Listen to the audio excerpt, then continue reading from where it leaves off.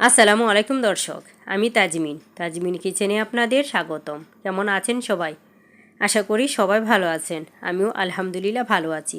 হয়তোবা দেখে এতক্ষণে বুঝে গেছেন যে কী শেয়ার করতে চলে আসলাম। হ্যাঁ, ফ্রুট সালাদ। আজ আপনাদের সাথে একটা স্বাস্থ্যসম্মত ফ্রুট সালাদ শেয়ার করব।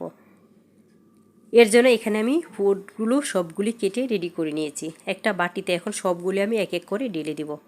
প্রথমে আমি আমটা দিয়ে দিয়েছি, এখন আমি তরমুজটা অ্যাড করে নিচ্ছি। চেষ্টা করেছি সবগুলি একটু সেমভাবে কেটে নিতে। এখন আমি অ্যাড করে দিচ্ছি ড্রাগন ফল, এরপর অ্যাড করে দিব আপেল, এখন অ্যাড করে দিব আঙ্গুর। আপনাদের হাতের কাছে যেসব ফল থাকবে সেটা দিয়ে বানিয়ে নিতে পারবেন, কোনো প্রকার সমস্যা হবে না। এখন আমি দিয়ে দিলাম কলা। অবশ্যই একটু চিন্তা করতে হবে, যদি মিষ্টি ফল হয় তাহলে মিষ্টি কম দিবেন, আর যদি মনে করেন যে সবগুলি ফলে মোটামুটি মিষ্টি তাহলে সেই পরিমাণ অনুযায়ী মিষ্টিটা ব্যবহার করবেন। আমি এখানে যেগুলো ফ্রুট ব্যবহার করেছি সবগুলি ফ্রুটের মোটামুটি মিষ্টি ফ্রুট। আপনারা যদি টক ফ্রুট ব্যবহার করেন তাহলে মিষ্টিটা সেই পরিমাণে নিজের পরিমাণ অনুযায়ী ব্যবহার করবেন। এখন আমি সবগুলি ভালো করে মিক্স করে নিলাম। মিক্স করা হয়ে গেলে এখানে আমি অ্যাড করে দিচ্ছি গোলমরিচের যে গুঁড়া, সেটা অবশ্যই গোলমরিচের গুঁড়াটা ব্যবহার করতে চেষ্টা করবেন। এখন আমি অ্যাড করে দিচ্ছি লবণ। লবণটা দেওয়া হয়ে গেলে আমি দিয়ে দিব দই।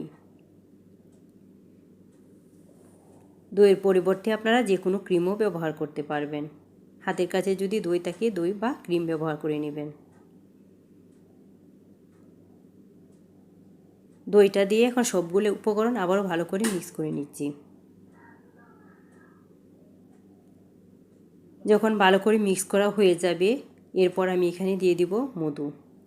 চাইলে আপনারা মধুর পরিবর্তে কনডেন্স মিল্ক ব্যবহার করতে পারেন। কনডেন্স মিল্কও যদি না থাকে তাহলে চিনি ব্যবহার করে নেবেন।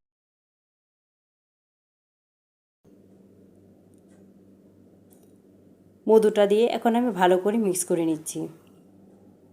আবারও যখন ভালো করে মিক্স করে নিব এরপর পুরোপুরি কিন্তু আমার ফ্রুট সালাদ রেডি হয়ে যাবে। চাইলে আপনারাও এভাবে একটা ফ্রুট সালাদ বানিয়ে নিতে পারেন। সামনে ঈদ আসতেছে, সকালবেলা এমন একটা ফ্রুট সালাদ বানিয়ে রেখে দিবেন সারা দিনের জন্য। আশা করি এই গরমে এমন একটা সালাদ অবশ্যই সবারই পছন্দ হবে। ভিডিওটা যদি ভালো লাগে অবশ্যই চ্যানেলটা সাবস্ক্রাইব করে পাশে থেকে যাবেন। পাশে থাকা বেল আইকনটা প্রেস করে দিবেন, এতে করে প্রথম নোটিফিকেশনটা আপনার কাছেই চলে যাবে। বেশি ভালো লাগলে ফ্রেন্ড ও ফ্যামিলির সাথে শেয়ার করতে পারেন। আর এ পর্যন্ত আসতে যারা আমার সবগুলো কাজই করে দিয়েছেন তাদেরকে জানাই অসংখ্য অসংখ্য ধন্যবাদ। এখন আমি লবণটা চেক করে নিচ্ছি।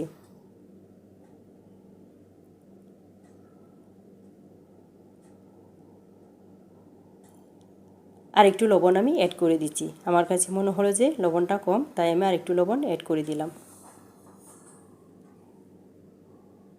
আশা করি আজকের রেসিপিটাও আপনাদের কাছে ভালো লাগবে। যদি ভালো লাগে তো অবশ্যই বাসায় একবার হলেও ট্রাই করবেন। যারা ডায়েট করতে চান তাদের জন্য তো একটা সুস্বাদু খাবার, সকালবেলা এমন একটা হেলদি ফুড করে খেয়ে নেবেন। এখন আমি আপনাদের একটু দেখিয়ে দিচ্ছি যে আমার সালাডটা কতটুকু সুন্দর ও পারফেক্ট হয়েছে। খেতে কিন্তু ভীষণ মজা। ভালো থাকবেন। আল্লাহ হাফেজ।